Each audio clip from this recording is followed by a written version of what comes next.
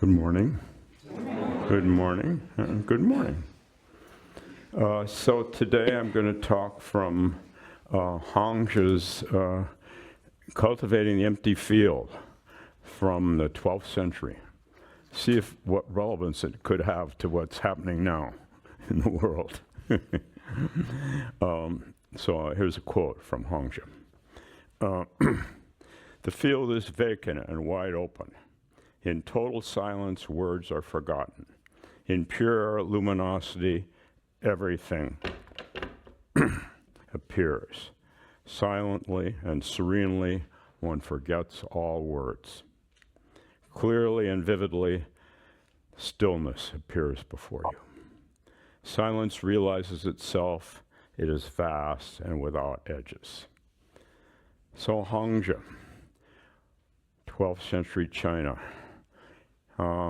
has a different attitude to meditation because he suggests not working at it, not counting your breaths, not focusing, not trying to get somewhere, just cultivating a field that's already empty. How do we farm emptiness? How can we farm emptiness? If a field is empty, what is there to do? Doing is kind of a letting go of the interference of the little self, the little ego that's always dissatisfied. So now I'm going to go through 8 or 9 of his quotes and just talk about each of them in order. The field is vacant and wide open. It is a state that exists from the beginning. You must purify it by brushing it clean and shake off the dust of the world.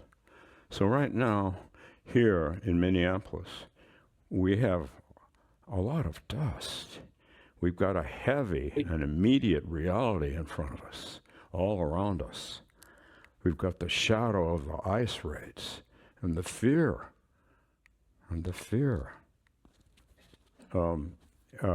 Every other Monday we have Latina women come clean our house. And for years, we've gotten to be kind of friends with them. And last Monday, always 3. Last Monday, only 1 showed up. And you guys know why, right? They're in hiding.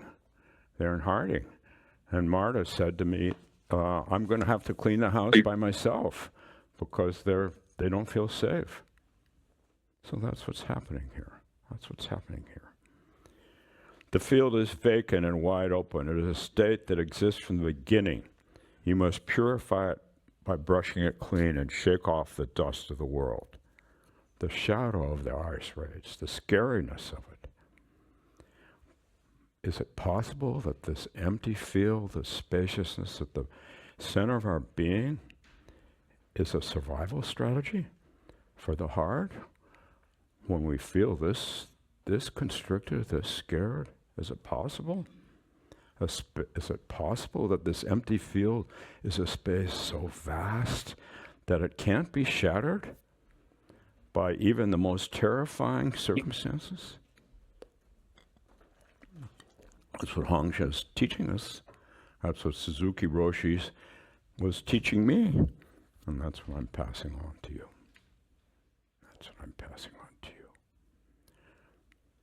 Our community has been invaded in a way that I don't remember my community being invaded in my 82 and a half years.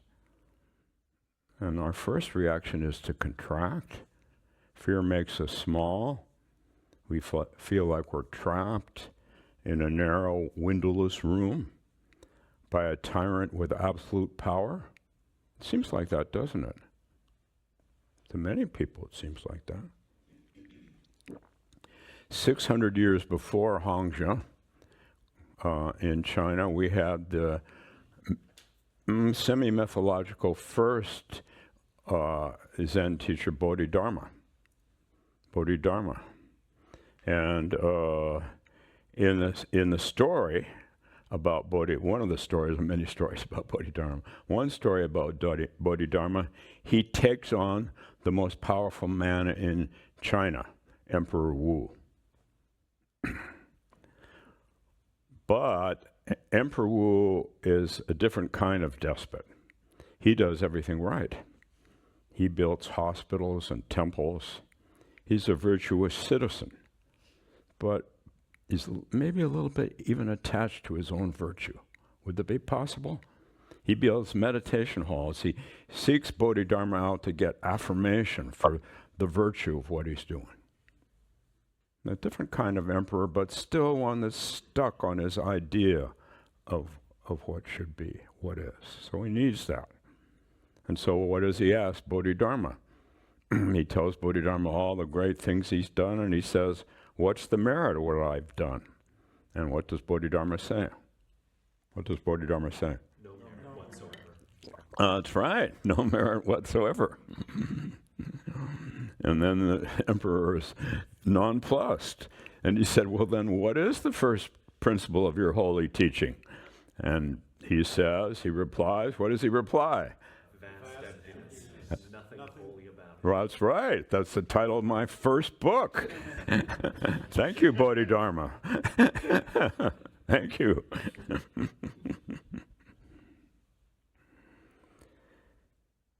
But this vast emptiness that Bodhidharma talks about, and that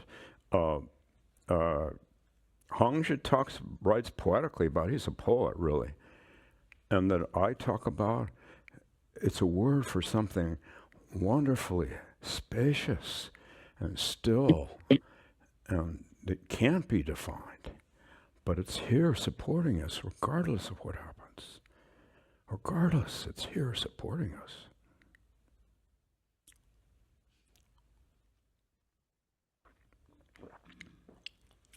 It's our sanctuary. It's our sanctuary. And we suffer as human beings because we've forgotten the spaciousness of this empty field that everything is an emanation of.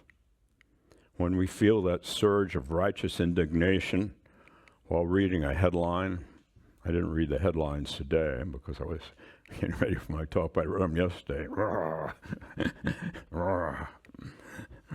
Stop. Say to yourself, the field is vacant and wide open. It exists from the beginning. Chuang-Tzu calls us the valley of the universe from which all life comes and to which all life returns. It's possible to settle into that valley regardless of what's happening politically, socially, interpersonally. Is it possible? Yes, yes.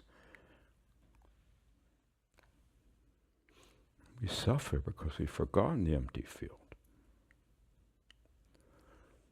It's vacant, wide open. It exists from the beginning. Bodhidharma is saying to the emperor, don't cling to any principle. Don't cling to any idea. Drop even the merit of being a better person. Drop it. Drop signaling your virtue or hanging on to any point of view. Drop it. And then you find yourself in this spaciousness. You're no longer defending a fortress. You're standing in the open air, even when it's 10 below. I understand next weekend it's going to be 20 below. You're standing in the open air, imbued with and surrounded by great stillness, great spaciousness, and a great sense of connectedness and love that grows out of that, and love that grows out of that. Because what's not to love? What's not to love?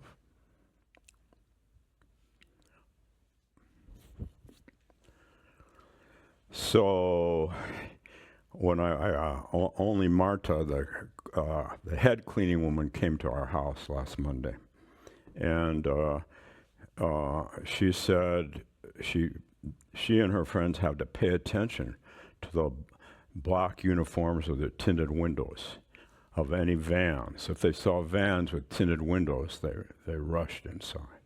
They ran inside.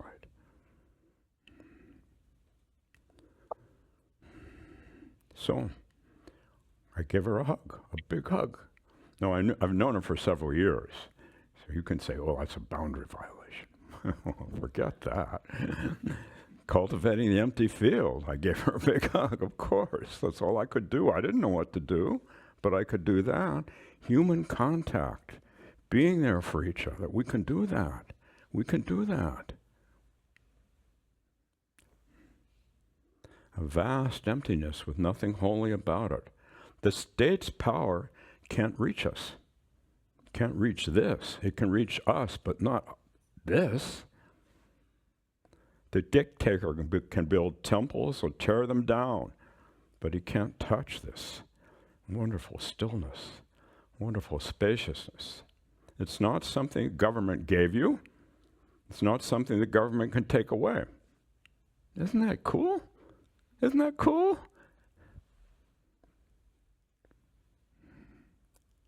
Now, of course, you may say that I'm saying that. It's easy for me to say that because I have white skin. Probably it is easier for me to say that because I have white skin. That's true. That's true. But this is not about white or black or brown. This is about the spaciousness of the field of the valley that we all emanate from. All of us. When you've cleared away, let's say I want to stay and do this next quote. So long before borders were drawn, the empty field was there. It'll be here after borders are all diminish, all deteriorate completely. It isn't about being passive, it's about finding a center of gravity that's deeper than your fear. You have a center of gravity that's deeper than your fear. HONGZHI. When you have cleared away the brush and weeds, you realize how wide the field is. Our thicket of our opinions.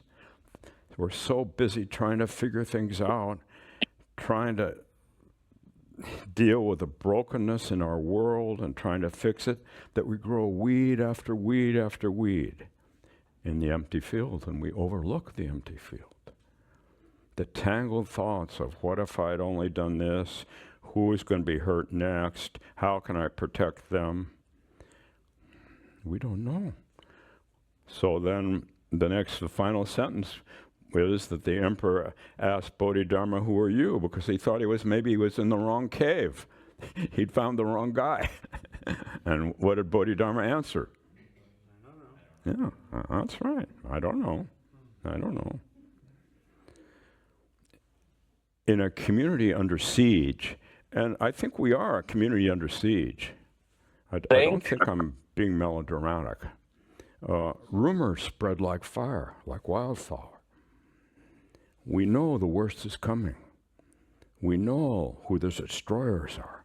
We know we are doomed. Our democracy is doomed.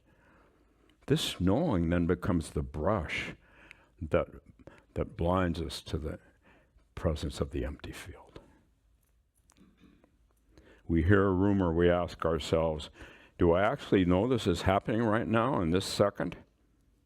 Can we clear the brush of our projections and just return more alert, thinking clearly, paying attention to where the children are, paying attention to where the vulnerable people are, doing what we can to protect them? Can we do that from the empty field, from stillness, from connectedness and love? Can we do that? We can, we can, we can.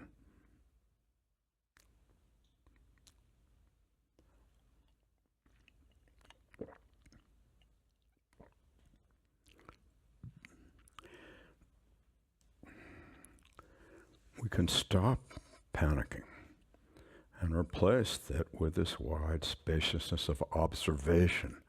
Observation. We can stop knowing or not knowing and just paying attention with our open, loving heart. So in regard to Marta, I don't actually know the depth of her fear or her history. How can I? But also the same for Donald Trump and Kristi Noem.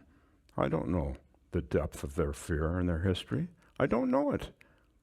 But I know they must have a lot of fear and a lot of history that evokes that fear.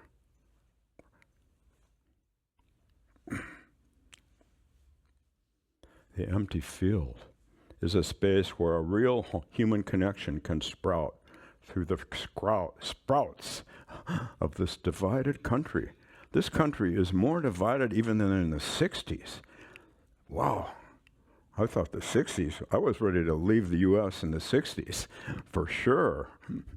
But I figured out how to get out of the draft, so I didn't have to leave. Now I'm almost 83, nobody would want to draft me anyway.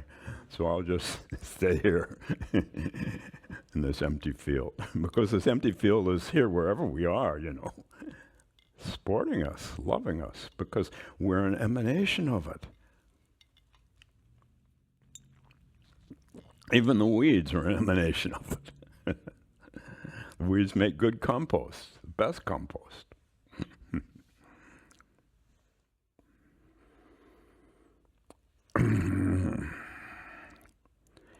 In total silence, he says, words are forgotten. In pure luminosity, everything appears. That's, I would say, the core of what HONGZHI is talking about. Silent illumination. Silent illumination. Silence, not just the absence of noise. Settling of the dust of the concepts that get all agitated and all polluted. Settling of that dust so we can feel the silence. This morning, so right outside my kitchen, we have a big kitchen window and we have a bird bath right outside. And my wife every day pours warm water into the bird bath, and the robins love that. And so, in spite of the stormy weather, the robins have been there. And this morning they were there competing for space, both drinking and bathing. And they were making a ruckus right in the middle of the empty field, the great silence of the empty field. The silence of the empty field welcomes ruckuses because it's part of being human to have a ruckus. But we don't have to hurt each other with our ruckuses, do we? Do we really? I don't think so. I don't think so. Silent illumination. Illumination, the natural clarity of the mind. When the water is still in the bird bath, and the sun is right, that robins are reflected perfectly within it. And when it's not still, they're reflected imperfectly. Perfectly, imperfectly. It's all a manifestation of the empty field. Silence without illumination, though, we can fall into dead sitting or a dull trance. The Rinzai teachers criticize Soto people as silent illumination heretics. Ooh, HONGZHI and me and Ben, we're silent illumination heretics. We're going to be a heretic. Because, well, I don't know, they think we just do dead sitting. That's why. You know, we need some, be more vigorous or something. But I'm vigorous enough. I've been vigorous enough. I'm trying to remember how old I am and be less vigorous. But it's hard to remember, you know, because I love being with people. I love doing things, and I love helping people settle into the empty field. That's mostly what I love. Mostly what I love.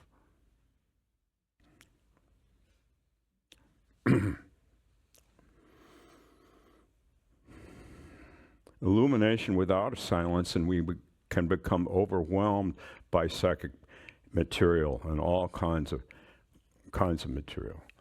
Well, back in the 60s, going to rock concerts and taking LSD, I don't recommend it. You know, too much awareness, too much illumination, and then they lose their sense of little self. You have to have a sense of little self. Little self and big self aren't two. If you lose the narrator completely, you may get blissed out for a while, but if you can't bring the narrator back, you're going to end up in the psych ward or something. I mean, it's true. I saw it happen to many people in the 60s. It's true.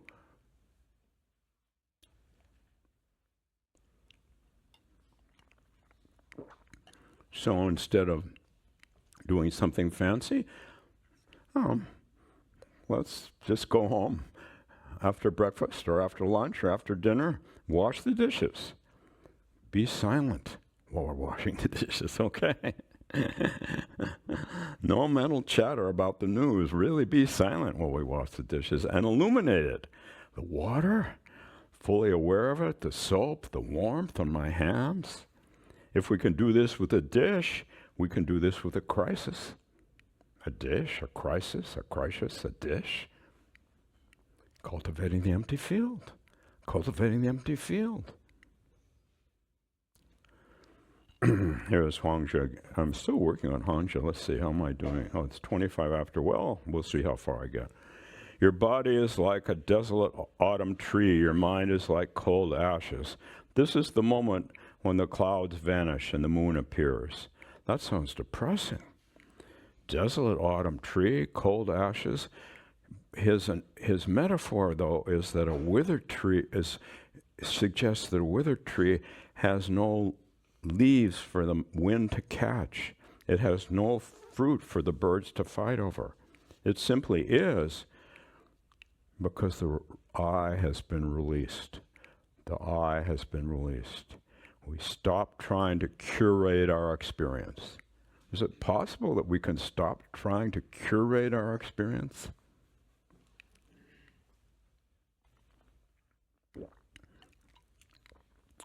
When we really sit deeply, the boundaries of the skin dissolve.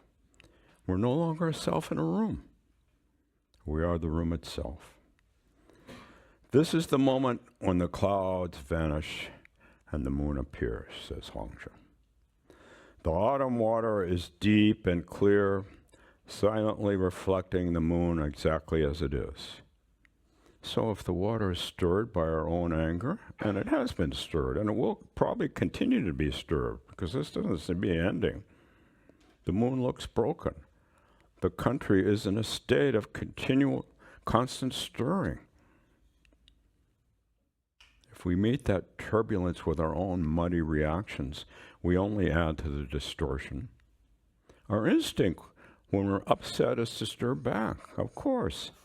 We want to protect ourselves. We want to protect those people we love, or people we don't love even. Instead, can we be the autumn water? Can we become a stabilizer by not othering the ice people or the political people that we think are so mean? And not only think, we see them being mean. Can we allow the moon of their humanity just to be reflected as it is? So last weekend I went on a protest in Powderhorn Park, a rally in Powderhorn Park. It was a big one. Any of you at that rally in Powderhorn Park? Oh, yeah, 1, 2, 3, 4, 5 of you. It was wonderful except for two things. The ice was, and I don't mean ice, I mean the ice underneath my feet was so bad that I had to have two people holding me up in my almost 83-year-old body all the time. But other than that, there was great commonality. Except there was one contingent that was chanting, fuck ice, fuck ice, fuck ice. Well, how does that help? How does that help? That dehumanizes. We're all human. We're in this together. We're in this together. They're as scared as we are. I know they have the power, but they're as scared.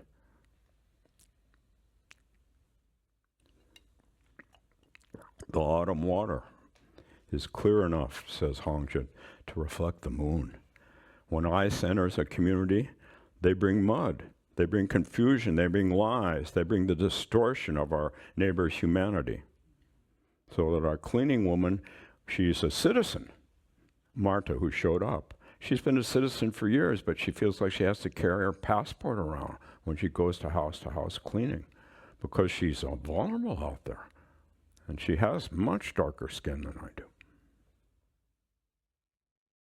So when the mud of injustice is stirred, can we be the clear reflection? Can we do that? We be the clear reflection? Is it possible that we don't have to let the hatred of the invader become our own hatred? Is that possible? If we become what we hate, The water is muddy and the moon of justice is lost. It's lost. So our practice is to stay as clear as possible so we can see that these agents are also caught in a field of suffering. Our community's love can be more powerful than their authority because it is an emanation of the empty field. It's an emanation of the empty field.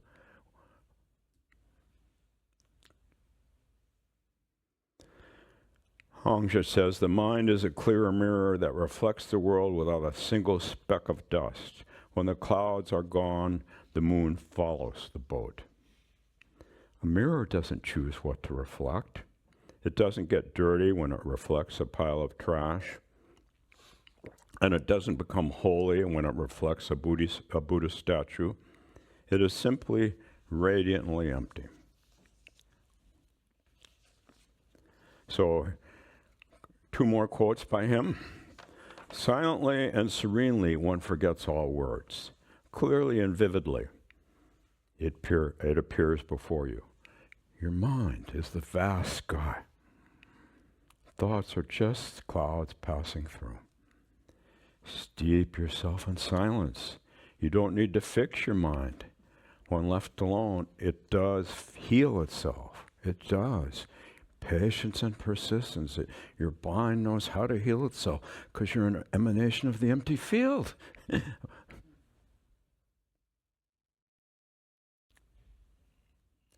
Silence realizes itself. It is vast and without edges. So supposedly at the end of Bodhidharma's life, this is all mythological stuff, by the way, he left his cave where he'd been sitting for years and had a lot of Dharma errors. We won't get into that. Disappointed the emperor. He left his cave and he went and crossed the Yangtze River, huge river in China. But according to the mythology, he crossed it with on a single reed. Oh, he crossed it. Here's what some scholar says. This scholar doesn't believe this, by the way. The scholar is just reporting what was written. He plucked a single stalk of reed, sometimes described as a stalk of wheat or a blade of grass, tossed it into the turbulent, rushing water, and stepped onto it, and then just floated across. Why did he do that? Oh, because he was empty. He carried no holy merit, no virtue, no heavy identity, no need to bully other people or disown them or dismantle them or tell them to go home. There are no borders in the empty field. There are no borders. We just created these borders.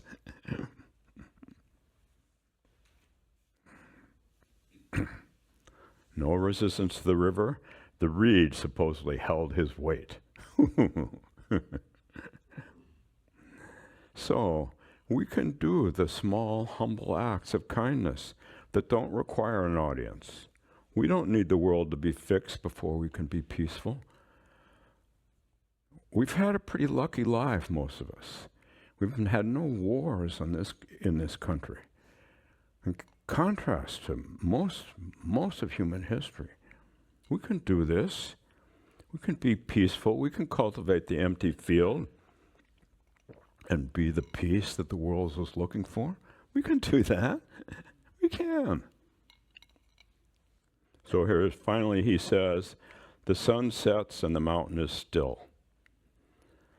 So even when the vans drive by, I haven't seen any of these vans driving by except on TV. Having arrested someone, the mountain's still. The empty field's still here. We stand in it, we breathe in it, we protect each other in it. We're not a community of victims. We're the field itself. We're the field itself, you guys. That's our true nature. We're vast, we're open. We're beyond the reach of anything and anyone because we're right here. We're just washing the dishes. Just enjoying. Letting the eye grow quiet and let the illumination of the field shine through you. Shine through you. So that's what I want to say for today. And I will, I didn't say hi to people online. I want to say hi to people online too. So I want to ask first if anybody online has a question or a comment. Oh, I guess I'm supposed to look here at them rather than here. I don't know. I want to ask the people online if you have a question or comment, but if you do, I want to see your face. Please don't hide in the darkness of the empty field. Bring some light into the empty field if you have a comment or a question, okay? Anybody online?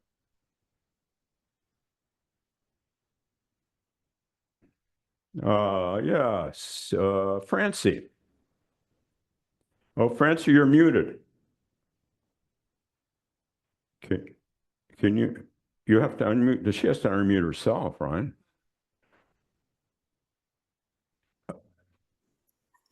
Oh, now you're unmuted. Hi, I'm just saying hi. Hello.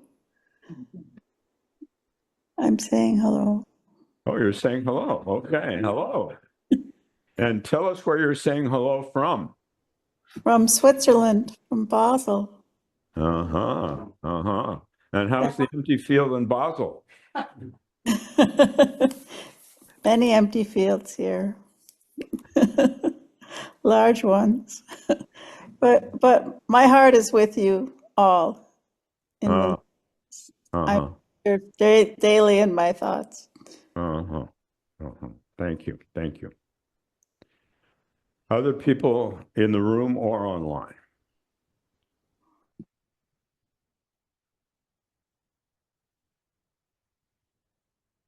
No. Big question, Tim. I appreciate you speak to the moment of giving Marta that hug. Uh-huh. And I value the attentiveness to these little moments where that shifts and transformation can happen. But I continue to wonder what does more macro or systems Buddhist practice or awakened approach to social organization, to policy, to what is. Well, what did you take away from what I said that is relevant or irrelevant to your question? No, really, yeah. Thank you. You don't have to answer it. Why don't you reflect on it and then I'll come back to you. How's that? Okay.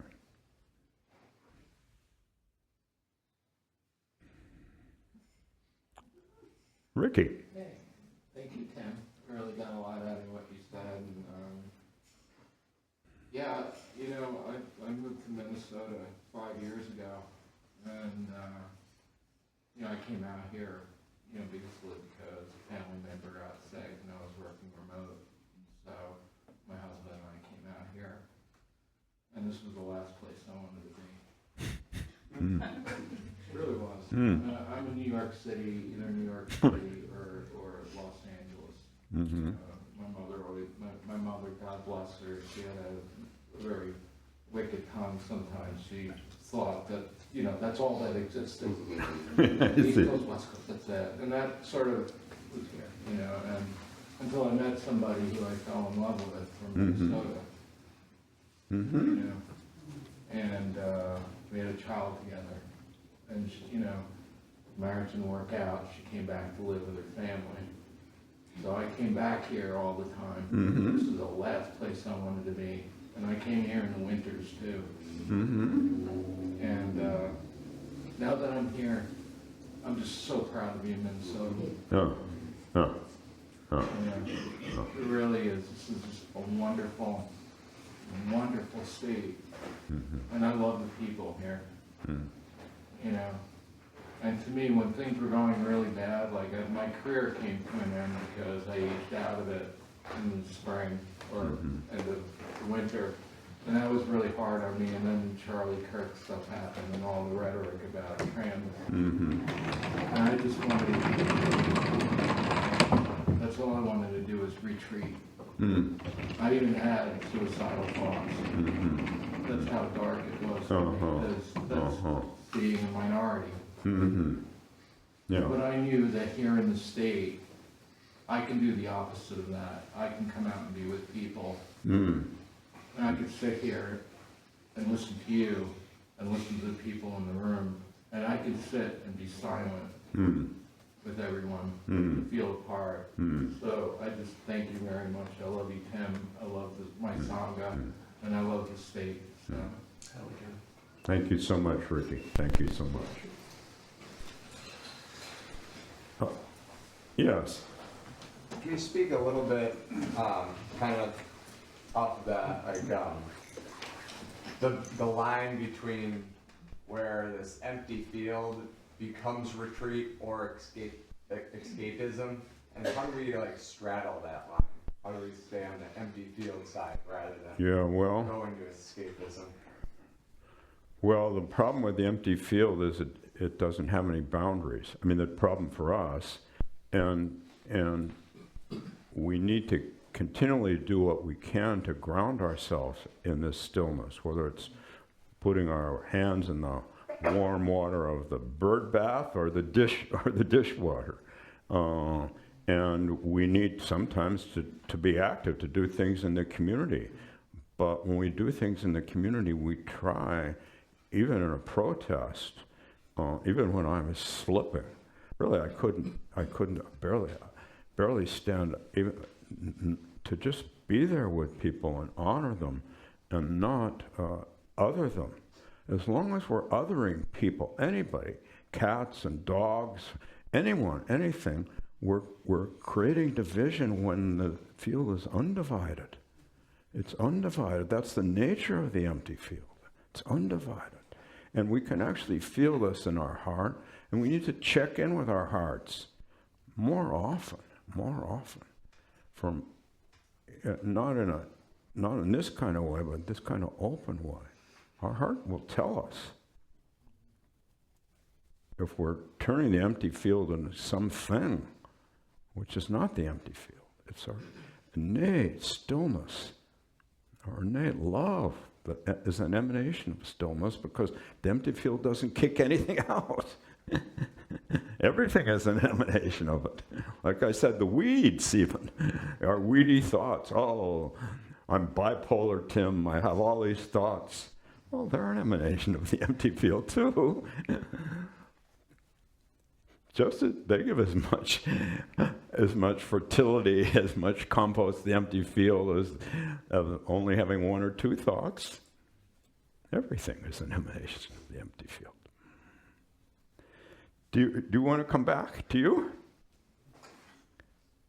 A few things are really hitting me. Okay. One is that noticing my inclination to want to look for another practice, another approach. Yes. Not trusting and recognizing Yeah. the clarity of immediate experience, or that it's already here. That's exactly right. That's why HONGZHI has a whole book in which he eschews technique of any time. Because where are you trying to go? You want technique to get out of this. But this is it. The empty field is here. Empty field is here. So in that way, he's a radical. A different kind of radical, but a radical. And the other, one of the other flavors of this I'm appreciating is that seeing clearly, letting go, really what you're speaking to, of not letting concepts, ideas, othering, allowing those to drive whatever the action is. That like maybe a social worker, so like there are a lot of them. Yeah. From social work Yeah. there. But that I don't need, like, that is still skillful means and an important vital approach in this world. Mm-hmm. But that practice those tools with seeing clearly, with not excluding. That's right. With I don't need separate ways of being in this world. That's right. And keep it simple. Keep it simple. because we get so covered up with debris in the empty field that we forget the simplicity and the beauty of the empty field. Because we're suffering. Another technique, another protest, another this, another that. I should go out and find a place where there's no ice on the ground, and I can just protest ice. But there is ice on the ground, and this is my home. So either I'm going to slip and slide here or not. And I don't have to, I can be simple. I don't have to try to figure it out. I can just be simple.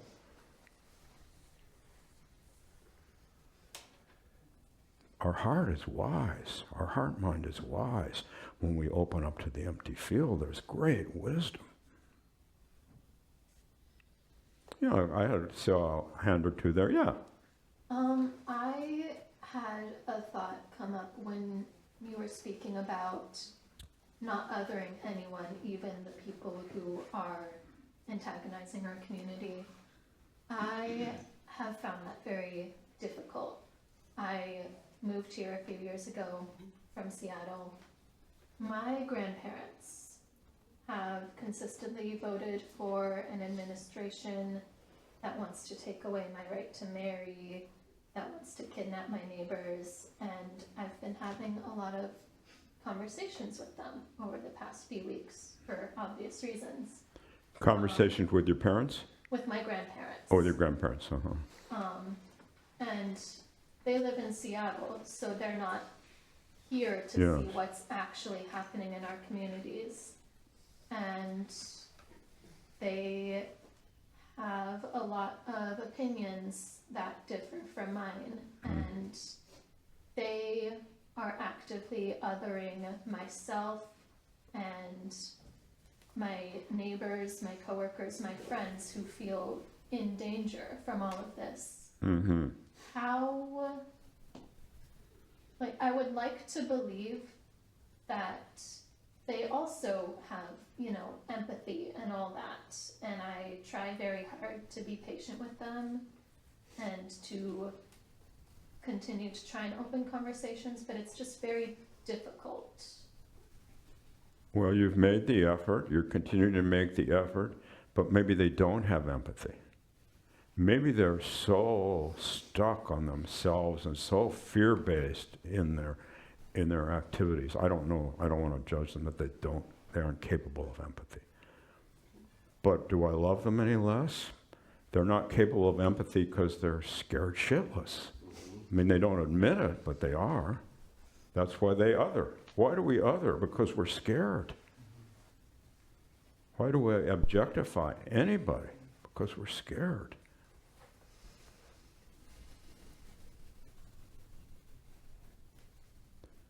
But it sounds like you're doing your best, but you may have to give up the idea that they even can be empathic. But then if you give it up, then they might be empathic, and you'll think, wow. As long as you're judging them, you're not giving them a chance. But if you're just accepting them as they are, maybe you can't have an intimate relationship with them anymore. That's too bad, but that's not on you, that's on them. Because they're so tight, they're so controlling, they're so scared.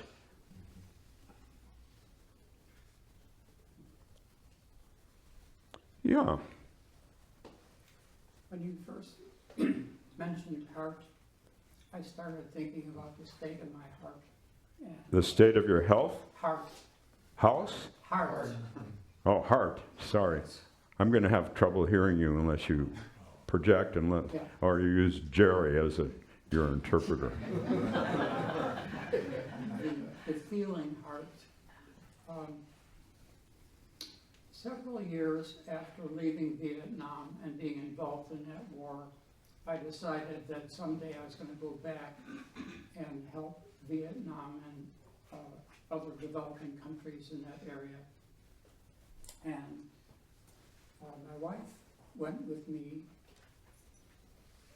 for a year, planned in Asia, we both got sick after 8 months, so we went to Europe and did some volunteering. But now she's done with traveling overseas to volunteer. And I yearn to be in Vietnam and neighboring countries. And because in my experience, there's a lot I can give to people. I can help them with their health problems. I can help them learn how to calm down or how to deal with their organizations, for example. Sometimes people don't know how to manage a website. And Well, good for you. I feel kind of lost. Each of us finds different ways to help. There's no right way. There's no right way. I mean, all Linda does these days, I won't talk too much about that, my wife is, she puts out warm water like 6 times a day. The robins come from all over uptown. Really, we're besieged by robins, but that's what she does. She's my age, and I do these things, and she does that. What's better and what's worse? They're both good. We're expressions of a deep sense of connectedness that comes from the empty field, the spacious field. Before we clutter it up with right and wrong, with borders and lack of borders, with... Well, I'm glad I brought it up because now if I can't go to Asia, I'll find some other way of expressing my Good. Good for you. Good for you. Yeah. Yeah, it seems to me that in some, in part of our way of looking out at the world, we have to divide the world into borders. Yeah. I mean, we have to be able to say, Yeah. I don't like that. That appears to be cruel to me. That's right. And so okay, I just So we need both boundaries and boundarylessness. right. And as a psychologist, mostly what I did with my students was help them develop good boundaries with my clients. Because they get slurped up, we get slurped up. But not only do we have our worrisome thoughts, we've got other people's, and we've got to take care of them to feel okay. But that's not the empty field. The empty field, we can create lots of boundaries. We need boundaries, but it's still the empty field. And you need to, so my teacher Suzuki would say, oh yes, you can have an enlightenment experience, an empty field experience, and now take care of your shoes. Now take care of they're your shoes, they're not somebody else's shoes, he said to me. Take care of those shoes. That's within the empty field. So boundaries and boundarylessness. But I emphasize the boundarylessness because that's where the compassion and the love and the sense of connection comes from. But we can get lost in that boundarylessness too, like people did in the 60s taking LSD. Ooh, wow. We can get lost on either side, right? Yeah, We can get lost on either side. yeah. So I'm glad you brought that up, though. Zen is always both, no, always, no, not always. Then if I say it's always, I'm creating new perimeter. Zen is often both and.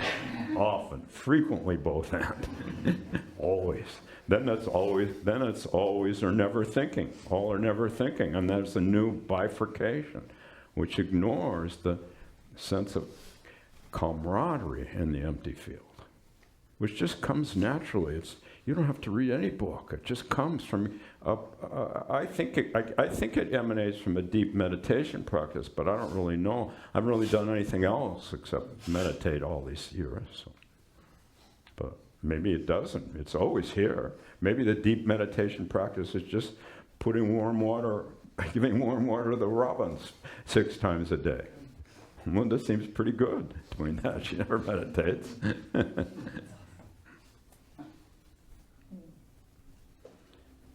Time for one more.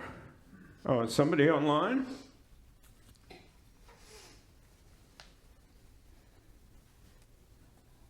Did somebody raise their hand online? I Was did. that Can you hear me? Aaron? Did you raise your hand? I did. Okay, can you speak up kind of loud? Yeah. Can you hear me now? Yep. Okay. Um, I just wanted to share that something that's been helping me. I keep remembering this story I heard about Thich Nhat Hanh. There was some event, I can't remember the exact circumstances, but he and some other monastics from his community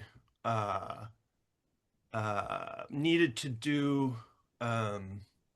There was an event where they were needed to do walking meditation in public, and Thich Nhat Hanh tells the story about how he was feeling very nervous about it, very unsettled to do it in public. And he had a feeling at first like, oh, I don't know if I can do this. And then he said that he asked Buddha to walk for him. Uh-huh. When he did that, then it happened naturally. Ah. And so I've been kind of flashing on that in moments where, you know, I have like anxiety about Uh-huh. what I'm doing and how I'm responding. And, Oh. you know, sometimes I feel like I don't know what to do. Sometimes I feel like, you know, like I'm not good enough, or, Mhm. Oh, I don't have enough time, or it's, you know, what I'm doing isn't enough, or I don't know what to do. I ask Buddha Good for you. to act, and then it calms me down. Good for you. So we each have to find our own way of settling into the empty field. There's no institutional way that's the right way. The right way is our own ability just to be with what is, opening up to that. And then seeing what, you know, what worked for Aaron might work, what worked for Thich Nhat Hanh might work for you, or something else. But this is actually not about work. This is about settling in.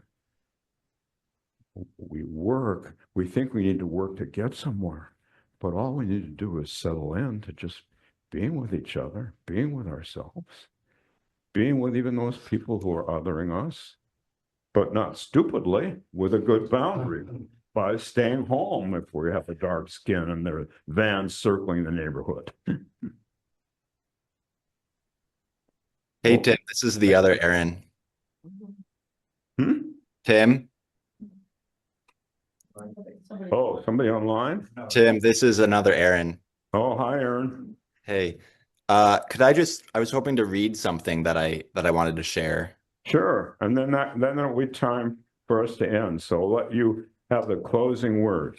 I keep thinking about this sentence from Moby Dick I wanted to read. So Melville writes, but even so, amid the tornadoed Atlantic of my being, do I myself still forever centrally disport in mute calm. And while ponderous planets of unwaning woe revolve round me, deep down and deep inland, there I still bathe me in eternal mildness of joy. Wow. You were telling me about Moby Dick the other day. I thought I should read it again, but it's so big.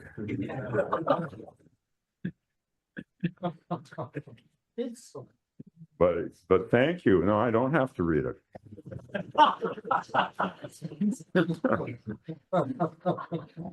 All right. Thank you very much.